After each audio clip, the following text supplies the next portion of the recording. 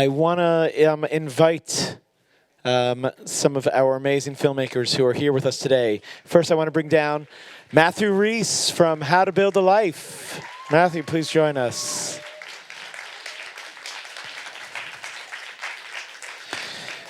Then I want to bring down Hannah Currie from Working Differently.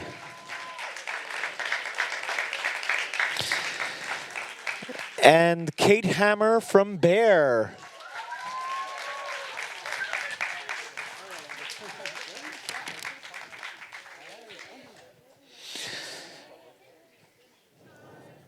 Thank you, folks. These were fabulous films. Before we jump into those films, your films, I want to talk about for a moment. Sorry, I wanted to talk about the one that we don't have anyone here from, which is I want to get it right. It's Dungeons, Goblins, and Broccoli. Another fun one. What do you guys think of that one? Let's get some reactions here. Yeah, I loved it. I loved it. Really beautifully shot and very intriguing. Somebody that knows nothing about Dungeons and Dragons, and it was a real peer into that world. And I couldn't really work out if it was documentary or fiction, which I think is quite a good sign when you're kind of questioning your own perception. But yeah, definitely one that's going to stay with me. I think it was mockumentary and very much fiction. Okay. In this case, I hope. I thought it was so much fun. It was just like, clearly the people who made it loved Dungeons and Dragons, and you could feel that passion. Yeah, it was great. Definitely. And I'll note, similarly to Working Differently, it was made by a group called Bus Stop Films in Australia that we've been working with for years and years and bring in amazing shorts. And what's beautiful about their work, beyond just being inclusive in front of the camera, they're inclusive behind the camera and through the whole process. So we're proud they do that. But let's talk about your films a little bit, which, again, fantastic movies. Let's start with How to Build a Life. I mean, such a beautiful film. I have to admit I get emotional every time I see it, and think that there's so much to learn from it. When did you decide, how did you decide to make this film? Yeah, thanks for saying such kind things. I made a version of the film while I was in university, actually. We can hear you. Okay, can't hear myself. I made a version of the film while I was in university, but it wasn't particularly good because of my lack of skills at the time. I was still learning, and I made it at a time where I thought that Louis had kind of gone through an arc already, and then but a lot of the things that happen in the film, like Louis talking about his experience in the park, none of that had happened, and then that happened, and then a few years later, I thought, I think now would be a much better time to make the film, because it really felt like, with the kind of reintroduction of Lego back into his life, that he really was now at a point where he'd gotten through a lot of it and he was sort of building his new identity again. So I remade it, and it's far better, and I'm much happier with this version. So. And to follow up just on the timeline of it, so he didn't know that you were taking him to Legoland to see his space, to see his... Yeah, that's right. So that was all captured as a total surprise. Yeah, we told him we were going out to film like a sort of off-the-cuff interview with him outside, and then we just kept driving and driving and driving, and he was like, where are we going to film this interview? Like, how far is this place? And then eventually he started to recognize the scenery, and he was like, oh, wow. And then you see it in the film, he says, like, the last time I was here is for Legoland, and we're like, well, you maybe it's here. That's why we're here again. So yeah, that was a real moment, which was cool. Beautiful, and so great to capture, your love for your brother there, which is such a big part of all of this. I'll also just my final question to this, in terms of bullying, bringing bullying to the forefront is so important. So much it needs exposure, and to see the real dangers that could come from bullying really makes this film extremely impactful. And how are you using this film to get that message out there? Yeah, well, thanks again. But yeah, it was crazy what Louis went through, and that doesn't even, like, we shot like 8 hours of interview with him, and he talks about it a lot more, but it just felt right to leave it there, to be honest. But the film, this is the first time showing the film outside of the UK, which is exciting. But thanks. Thank you very much. So the hope is now, because it's had quite a successful film festival run in the UK, and I'm hoping to get it into schools and have Louis give like a brief presentation afterwards, which I've floated the idea with him, and he's comfortable doing it. Because I think hearing from somebody who's been through that at a phase where you're in high school would be really important and impactful as a high school student, if that's something, like if you can connect to it in some way. So that's the hope now. That's what we're kind of looking to do now after the festivals. It can truly save lives. So we hope to help get that out there in so many ways. And this actually connects us to our next part of the program here, which is, I mean, ReelAbilities tries to take its films beyond just the festival, reaching broad audiences, but also into workplaces. And I truly believe that film is a form of education, and all the films here today really help us see the world differently. And I love the work that you're doing with working differently, and I'm not sure where to go. We weren't sure if to screen Bear first and then Working Differently, or Working Differently and then Bear, and obviously they're intertwined, so pardon me for putting them together. But I'm going to start my questions with Bear and just ask where that came from and what was your goal there? Yeah, for Bear, it was about how to communicate the invisible and how to like say what's happening in my brain, because I found a lot of imposter syndrome even with being diagnosed with ADHD, and also just trying to, you know, you go, well, it means I do this and this, and so many people go, well, I do that too, and you're like, yes, but it's different, and I don't know how to tell you how it's different, and I owned the bear costume anyway. So, I just had it. It was half off. We don't have to go into that. Okay, great. We won't go there. Yeah. No, I had it ahead of time because I knew it would come in. I've read about this, yes. I thought somebody made it. Yeah. I love that. I love that. I mean, that's. I'm glad I understood a purpose there, and it was definitely showing an invisible disability. First of all, something that we love to show here in ReelAbilities, because sometimes that's the hardest thing to show, and it's, you know, film might be the only place where you can really get into that, and then to find it in such a metaphoric way, to put a invisible disability and making it visible, was really just it was profound, and really took it to the limit. And you really, it seems like you had a lot of fun with it, and tried testing the boundaries as far as the reactions to it. I love the fact that you put this situation of I mean, I see it as within the neurodivergent world, and putting that outside to a place that really works within the box, inside the box, and tell us a little bit about the concept of having that contrast to everything that came out of the box, everything that was the bear. Yeah, I think we really tried to make the worlds look different. So the workplace and outside was all like more dull colors. Everyone was wearing very like pastels. It was organized and ordered. And then her bedroom and her home life was full of color. And we wanted to show kind of method to the madness, or like organized chaos. So yeah, all those knickknacks. It was filmed in my own room, so there wasn't a lot of set deck that needed to happen. But what we did do is organize like a bunch of mess in the room, but we color coded it so that it was a pile of blue, a pile of yellow, because it is, people walk into my room and go, oh my God, but you go, oh yes, but I know where everything is. And so that kind of showing that, you know, you have to, even if it doesn't feel like it's right, like my room doesn't feel organized, or that it's adult, or that it's, you know, I should be cleaner and I should put things away. But for me, this is how it best works. And I wanted to show those little details in that contrast of world.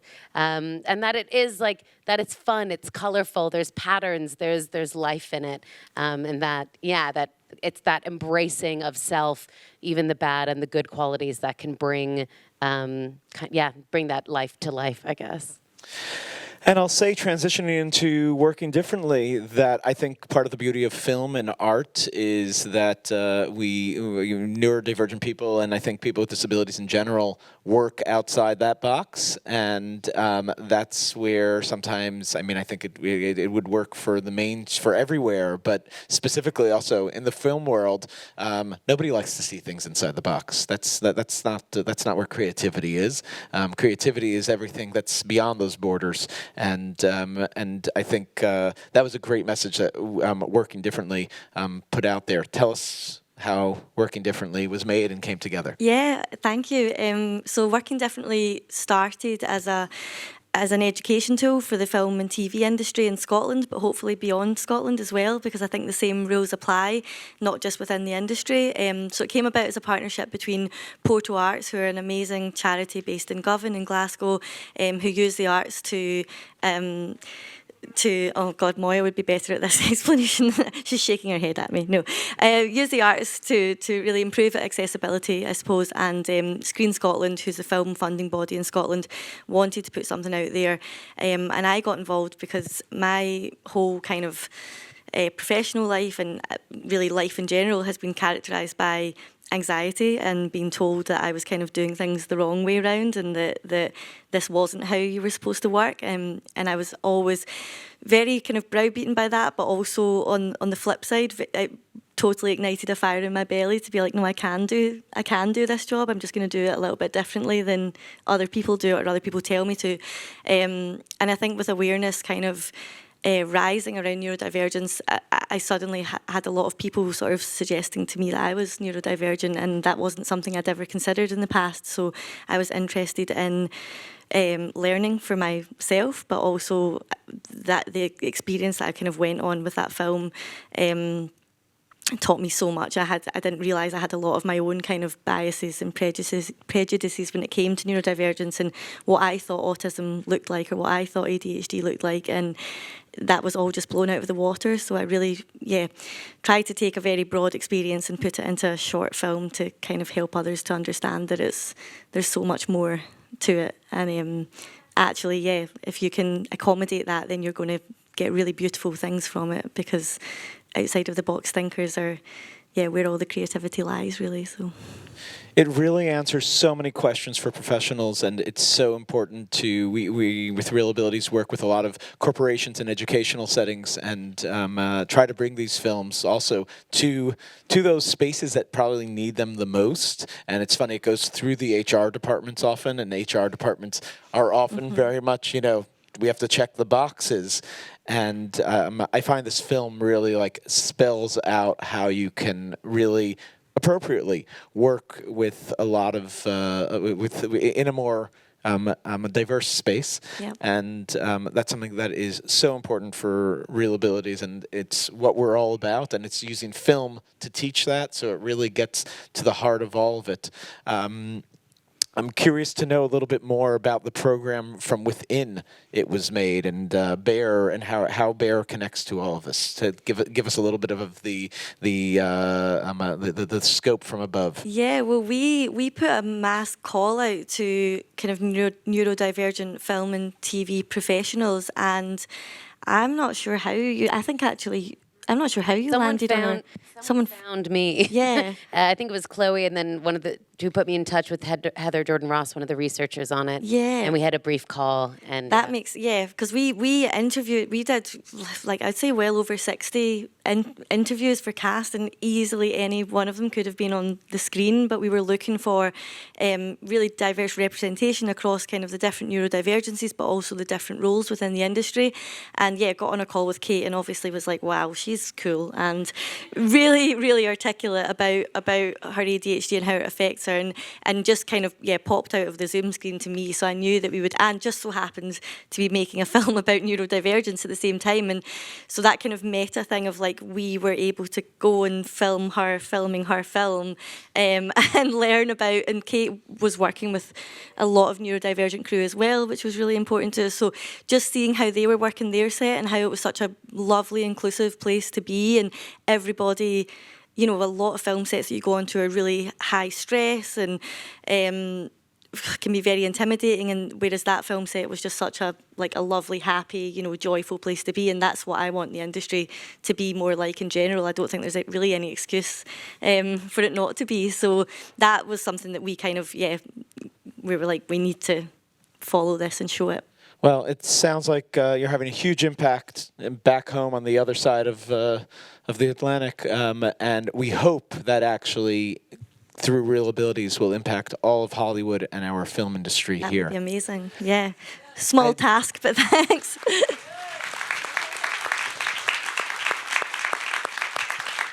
I'd love to make you a part of this conversation and take some questions from the audience. And I see some hands up already. We're going to pass the microphone around. And please make your questions brief and any statements in the form of a question. Look at you. Hello, my name is Savara Regla. This is my first time in the ReelAbilities Welcome. Film Festival. I learned a lot in the film that it doesn't matter where you come from and stuff. If you have a disability, you should be treated like others. Absolutely. Yeah. Thank you.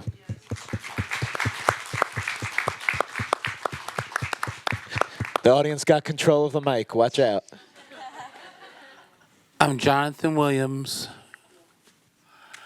and I'm talking about the availability about the man. He's by himself, taking care of the dog, paying the bills, and he's doing something on his own house by himself without his parents. I'm not sure. Was there a question there? Yeah, What was the question? that he was by himself. Is your brother living by himself? Oh, sorry. I think Yes. So he is living with our parents right now. Okay. He's 21 years old, but it's quite a timely question really, because he's just recently started asking the question, like sort of started looking into renting his first place on his own. Is he in college? He left college. He's now working. So, but yeah, he's actually looking to start living on his own. So, we have another question up here.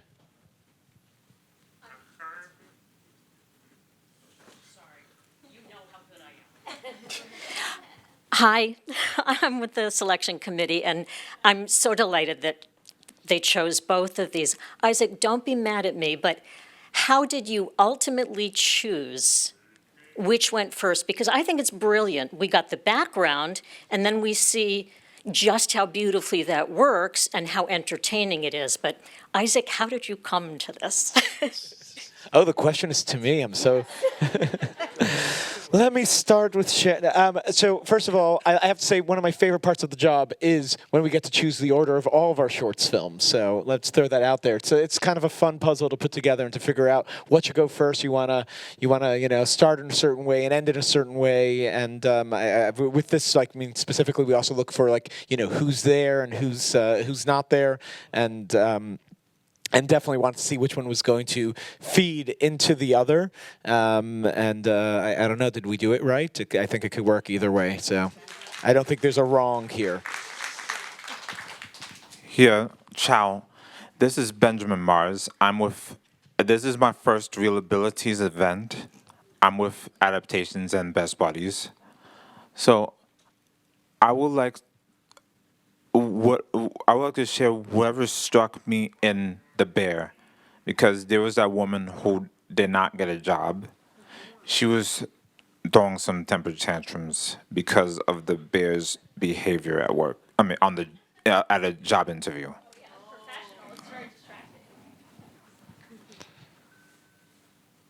So, what is there a consequence as why she did not get the job?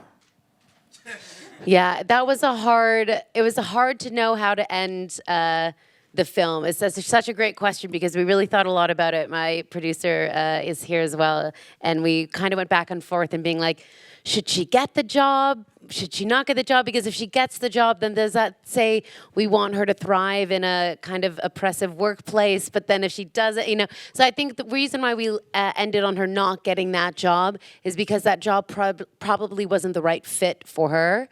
And that if she finds a workplace, now that she's a little more, that can talk about it, and she's able to talk about it, then she can find a workplace where she can thrive and the workplace will respect her. So we're like, I think it's best that we, she will win down the line kind of thing. Yeah. Folks, I think that is all for time, but I want to thank you so much for being here.